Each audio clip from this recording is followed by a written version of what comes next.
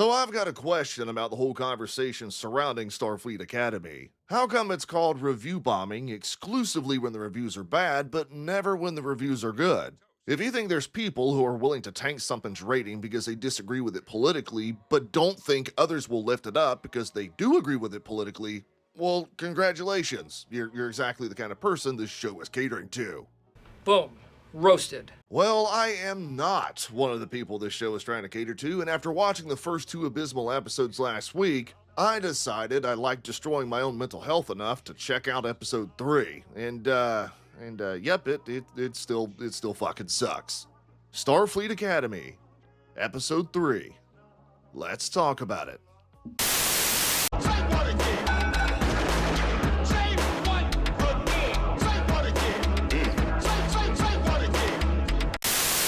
The central focus of this episode, titled Venus Reflux, is the Calicut Trials, which pits the Starfleet Academy against the War College in this pseudo-war games type simulation.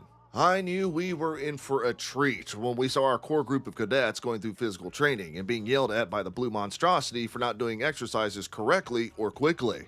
This whole scene is just funny. Like, speaking to the veteran community here, but do you guys and gals remember when we went through boot camp or any kind of formal training? Remember the instructors who not only looked like they could do the training themselves, but they could do laps around us in the process because they were the best of the best, right? And they were trying to train us to become the best of the best. Tell me, do you think this individual could run 50 yards without needing a quick stop at the replicator buffet? No. Hell no! Oh, and she's a lesbian too. I don't know if I missed that in the first 2 episodes because I was blinded by all the other rapid-fire stupidity, but apparently the blue monstrosity and this lady, who has a striking resemblance to my high school chemistry teacher, are in a relationship together. How do I know this? Well, the show tells us during a dinner planning scene, where the lady, who has a striking resemblance to my high school chemistry teacher, calls the blue monstrosity kitten and my love. I feel like I'm gonna throw up. What the... Oh, what the hell even is this show, man? Anyway, so the Blue Monstrosity is drafting the Starfleet Academy's Calicut team, and it's made pretty clear early on that toxic white male will be competing up against girl boss number 8417 for the title of team captain. This is alluded to at the beginning of the episode, when toxic white male is seen getting out of bed before even Jesus Christ himself is awake, to work out and make sure he's physically prepared for the challenges to come. Except, what do you know? When he leaves his room to head to the gym, not only was girl boss number 8417 up before he was, but she had already finished her workout before his even started. Of course. Naturally, even though toxic white male is a foot taller and seemingly 100 pounds heavier than girl boss number 8417, she's able to keep up with him in every way in trials that rely completely on physicality, strength, and agility, leading to a side-by-side shootout where toxic white male gets the better of her by bringing up her daddy issues. Really? I'm sorry, what the fuck is this shit?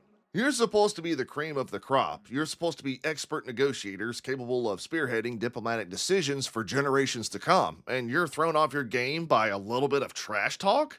Make it make sense.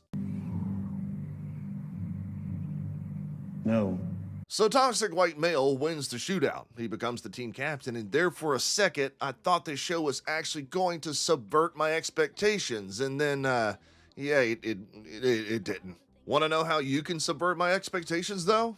By giving the video a like and considering subscribing if you enjoy listening to someone absolutely lose their fucking mind over modern entertainment. I tend to do a lot of that around here. You're goddamn right.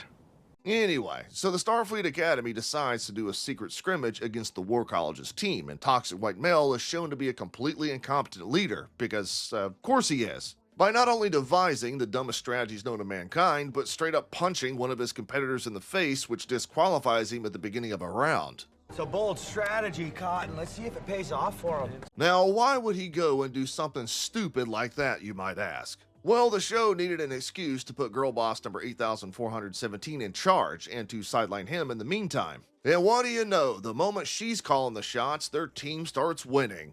Don't worry. Girls get it done.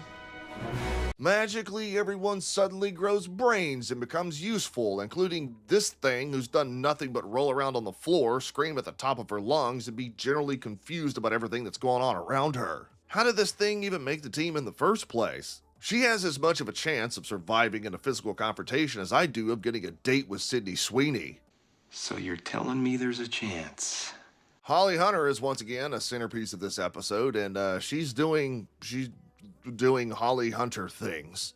I actually really like her as an actress, but I don't know what in God's name she's doing with this character. Captain Kirk and Picard did have their moments of levity and comedy, sure, but Nala here seems like she can never take a damn thing seriously. She's always laying around in her chair like she's a 20-year-old sorority girl. She's constantly walking around barefoot and putting her feet up when she's talking to students and subordinates. It's like the show has gone out of its way to make her as quirky and relatable as possible, and it comes off as just cringe. Whatever happened to Star Trek being serious, being grounded instead of this Disney-fied Marvel-level gag crap? He can't keep getting away with it! He won't. I understand that this show is trying to appeal to a younger demographic that has a worse attention span than a common ground squirrel, but Jesus fuck mothering Christ, do we have to crack a joke every 15 seconds?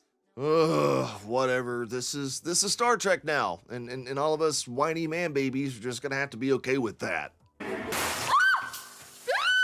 So this episode ends with the War College accepting defeat in their little prank war, something I didn't mention because it was such weapons-grade stupidity I didn't want to dignify it with an explanation. I mean, seriously, there's a scene where the War College transpons our cadet group out of their locker room to random parts of the academy. And of course, both of the guys are naked and unclothed completely, something that's treated as a joke. Oh, you flipped too hard, damn it! While the women at least have undergarments on. Imagine, if you will, if this was the opposite way around and the ladies being naked was treated as a joke. People would be losing their minds on Twitter quicker than you could say Alex Kurtzman is a talentless hack. And that's it. That was episode 3 of Starfleet Academy, and it was... hell, I don't even know what it was. It was just another piece of poo-poo in the big steaming pile of the stuff that is modern entertainment. Oh my fucking... As always, let me know your thoughts in the comments down below. And that's even if you disagree with me, okay? I'm not going to hold or delete any comments. All that I ask is that you attack opinions and not people. Don't roll up in here and just call someone a hater just to call them a hater. Because I will make fun of you. Anyway, I appreciate y'all for checking out my review. I'll talk to y'all later.